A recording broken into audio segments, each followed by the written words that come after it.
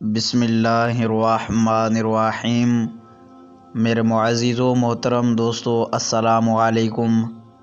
دوستو، ایک طالب علم کسی ملک کے ایک مدرسے میں علم حاصل کر رہا تھا۔ اس ملک کا جو بادشاہ تھا، اس کی ایک خوبصورت بیٹی تھی۔ وہ شہزادی انتہائی خوبصورت، حسین اور جوان تھی۔ طالب علم بھی جوان تھا، جوانی کا عالم تھا۔ دل بادشاہ کی بیٹی پر فدا ہو گیا۔ اب اس نوجوان کی حیثیت یہ نہ تھی کہ بادشاہ سے ان کی بیٹی کا رشتہ مانگ لیتا۔ وہ نوجوان کافی پریشان ہوا کرتا تھا۔ ساتھیوں سے مشورہ کیا کہ کیا کیا جائے۔ ساتھیوں نے زبردست تنقید کا نشانہ بنا کر کہا، تمہارا دماغ خراب ہو گیا ہے۔ بادشاہ سلامت کو اگر آپ نے بتا دیا تو وہ آپ کو زندہ تیل میں جلا دیں گے۔ اب وہ نوجوان بہت زیادہ پریشان ہوا، کچھ سمجھ میں نہیں آ رہا تھا۔ بالآخر اس نے فیصلہ کر دیا کہ اس پریشانی سے اچھا یہ ہوگا بادشاہ سلامت کی خدمت میں درخواست کروں، پھر قسمت اپنی ہے، تیل میں جلنا نصیب ہو یا بادشاہ کی بیٹی نصیب ہو۔ اب وہ نوجوان بادشاہ کے دربار میں حاضر ہوا۔ بادشاہ نے آنے کی وجہ پوچھی تو نوجوان نے گھبراہٹ کے عالم میں اپنا قصہ سنا دیا کہ بادشاہ سلامت، میرا آپ کی بیٹی پر دل آ گیا ہے۔ اب آپ میرے اوپر احسان فرما کر اپنی بیٹی میرے نکاح میں دے دیں۔ بادشاہ کو کافی غصہ آیا کہ اس نوجوان کی حیثیت دیکھو اور میری بیٹی کے لیے اس کا رشتہ مانگنا دیکھو۔ بادشاہ سلامت نے سوچنا شروع کر دیا کہ اس نوجوان کو کیا جواب دیا جائے تاکہ یہ رشتہ مانگنے سے انکار کر دے۔ بادشاہ نے نوجوان کے سامنے ایک شرط رکھی کہ اگر آپ نے اس شرط کو پورا کیا تو میں اپنی شہزادی کا نکاح آپ سے کروا دوں گا، اور اگر آپ ناکام ہو گئے تو میں آپ کو جلتے ہوئے تیل میں جلا دوں گا۔ اب فیصلہ آپ کے ہاتھ میں ہے۔ شرط یہ رکھی گئی کہ آپ نے 2 بوری زندہ بچھو لانے ہیں، پھر بادشاہ سلامت آپ کا نکاح اپنی شہزادی سے کروا دے گا، لیکن اگر تم ناکام ہو گئے تو تم کو جلتے ہوئے تیل میں جلا دیا جائے گا۔ بادشاہ نے یہ شرط اس وجہ سے رکھی کہ اتنے زیادہ بچھو یہ نوجوان کہاں سے لائے گا۔ یقیناً یہ نوجوان اس شرط کو پورا کرنا ناممکن سمجھے گا اور دوبارہ رشتہ مانگنے نہیں آئے گا۔ وہ نوجوان یہ شرط سن کر بہت زیادہ پریشان ہو گیا۔ نوجوان نے بادشاہ کی دونوں شرطیں مان لیں۔ خیر، طالب علم نے مدرسے کا رخ کر لیا اور اپنی پڑھائی میں مصروف ہو گیا، لیکن پڑھائی میں اب وہ مزہ نہیں آ رہا تھا جو عشق سے پہلے آتا تھا۔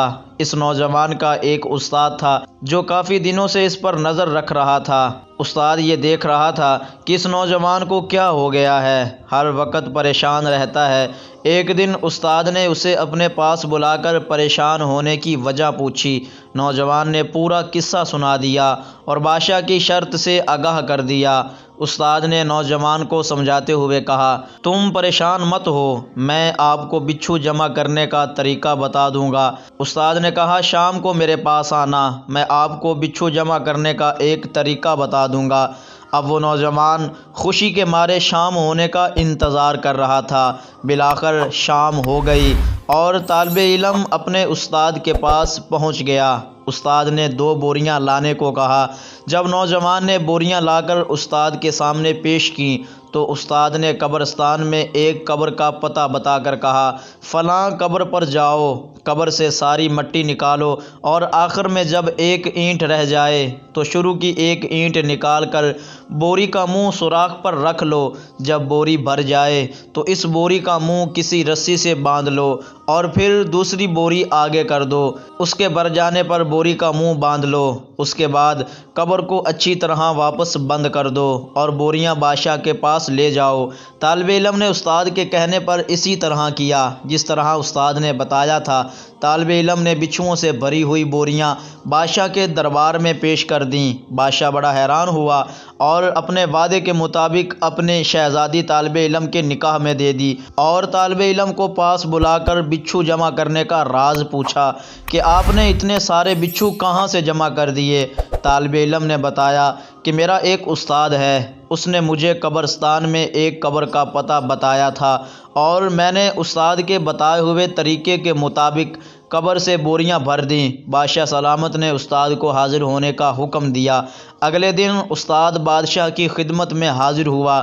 بادشاہ نے استاد سے فرمایا، تمہیں کیسے معلوم تھا کہ فلاں قبر میں اتنے سارے بچھو موجود ہیں؟ استاد نے بتایا، یہ فلاں آدمی کی قبر ہے۔ یہ آدمی زندگی میں داڑھی منڈواتا تھا اور مرتے وقت بھی اس کی داڑھی نہیں تھی۔ حضور صلی اللہ علیہ وآلہ وسلم کا ارشاد پاک ہے، جو شخص اس حالت میں مر گیا کہ اس کی داڑھی نہ ہو تو قبر میں اس کی داڑھی کے ہر بال پر ایک بچھو مسلط کیا جاتا ہے۔ حضور صلی اللہ علیہ وآلہ وسلم کی بات کبھی جھوٹ نہیں ہو سکتی، اس لیے میں نے اس قبر سے بچھو جمع کرنے کا کہا اور قبر کا پتہ بتا دیا۔ میرے محترم عزیز دوستو، حضور نبی کریم صلی اللہ علیہ وآلہ وسلم کی جو پسند ہے وہ حقیقت میں اللہ تعالیٰ کی پسند ہے۔